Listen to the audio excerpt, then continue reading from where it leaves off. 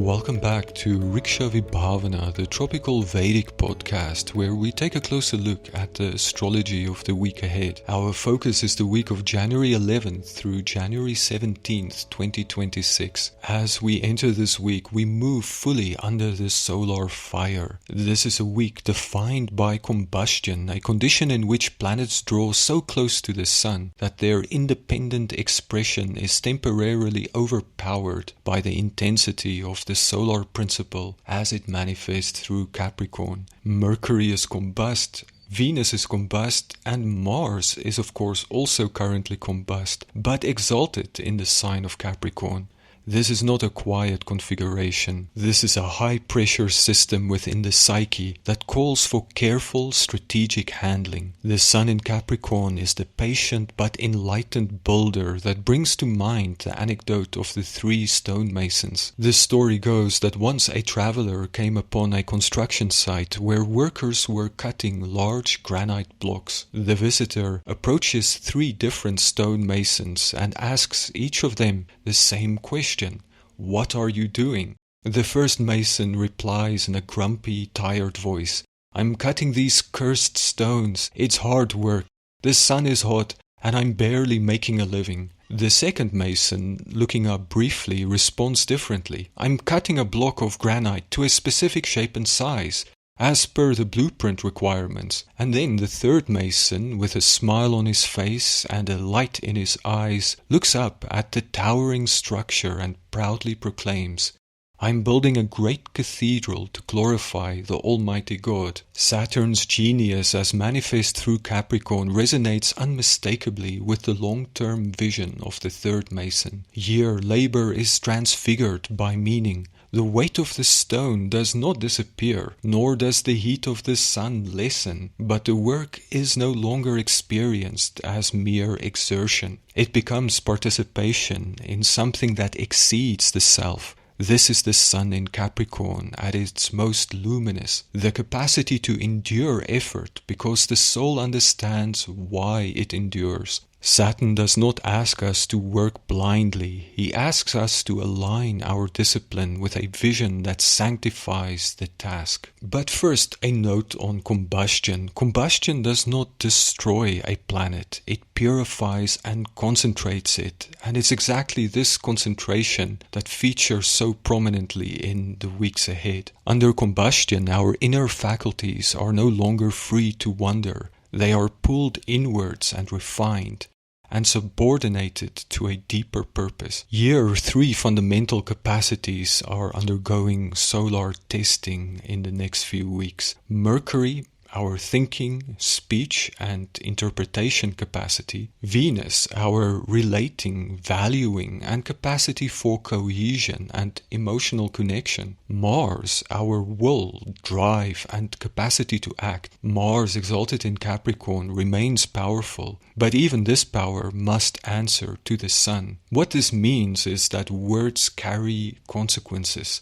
Desires are scrutinized and streamlined. Actions must justify themselves in terms of long-term objectives. There is little tolerance now for fragmentation. Feeling, thinking, and willing must align, or friction emerges. To get a sense of how this purifying and concentrating dynamic of combustion will be focused in the weeks ahead, we have to delve deeper into the archetypal mechanics of the sun's movement through Capricorn. Sun in Capricorn is the light of consciousness entering the kingdom of gravity. Here, the solar principle is not interested in display, speed, or spontaneous radiance. It is interested in what it can hold, what it can endure. Capricorn is the sign of time made visible, the slow pressure by which ideals become structures and intentions become consequences. Under this sun, vitality is measured less by enthusiasm and more by endurance, the ability to return to the work, to the vow, to the responsibility, even when the mood is absent. It is a solar season that asks for realism, not cynicism, but clear sight. What is true, what is workable, and what is ultimately sustainable. At a deeper level, the sun in Capricorn dignifies the inner sovereign who governs by discipline rather than impulse. it is the maturization of the will. The ego in this sign is tested by limitation. Not every desire can be served. Not every dream can be pursued at once. Not every feeling can dictate action. This is why Capricorn can feel austere. It is the psyche learning to prioritize, to accept sacrifice as the principle of coherence. Yet, this is also the sign where dignity is born. The quiet self-respect that comes from carrying weight without complaint, from choosing integrity over convenience, and from shaping one's life according to an inner law rather than outer fluctuation. The deeper teaching is that structure must be animated by meaning, that discipline without purpose becomes sterility, while purpose without discipline becomes fantasy. In this season, the most luminous act is often the least dramatic one, to build what lasts, to align with consequences, and to let the light of awareness become something load-bearing. Now let's consider some of the major transits ahead of us this week.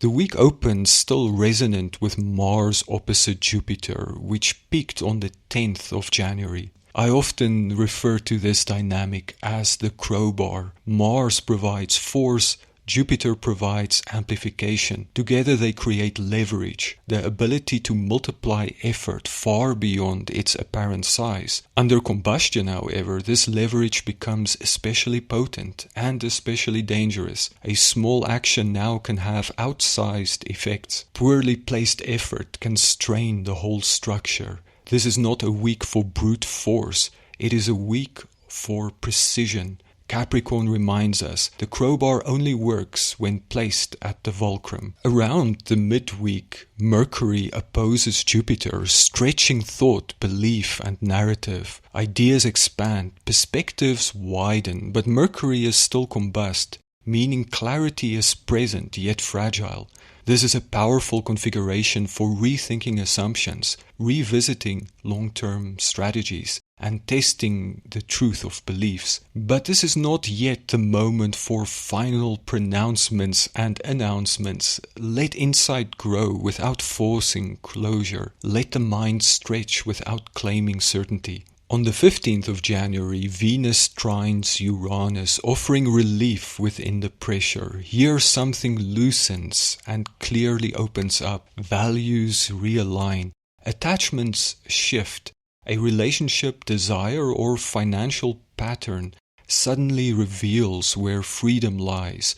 And with that freedom, opportunity. It is structural release, the kind that prevents fracture later on. Pay attention to what no longer requires effort. That is where Venus is regaining coherence. And this will be especially prevalent in areas of relationship and partnership. Then on the 17th of January, by the end of the week, the Sun trines Uranus, echoing this liberation at the level of will and identity. A future orientation begins to clarify, not as impulse, but as inevitability. This is where horizons open up and new opportunities present themselves.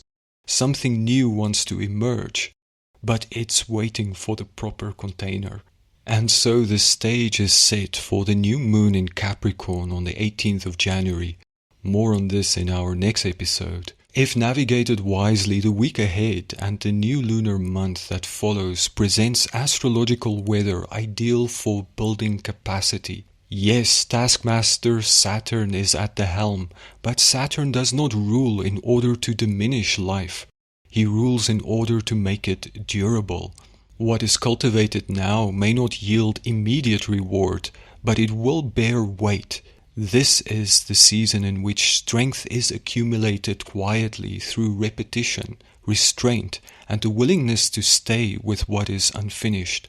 Under Capricorn's governance, growth does not arrive as expansion, but as competence. We are asked to refine our tools, to clarify our commitments, and to accept the reality of limits, not as punishment but as instruction. Saturn teaches that freedom is not the absence of constraint, it is the mastery within it. Each boundary reveals a contour. Each obligation, when chosen consciously, becomes a stabilizing axis rather than a burden. This is not a moment for spectacle. It is a moment for digging foundations, and foundations once laid quietly determine everything that can rise upon them. Thank you for tuning in with me. I have been your host Kavi. You can find me on Instagram at Eye of the Vedas, and if you feel called to explore your own chart in greater depth, I offer personalized readings and one-on-one study through my page. Wishing you a week of clarity, restraint, and well-paced power. Hare Krishna.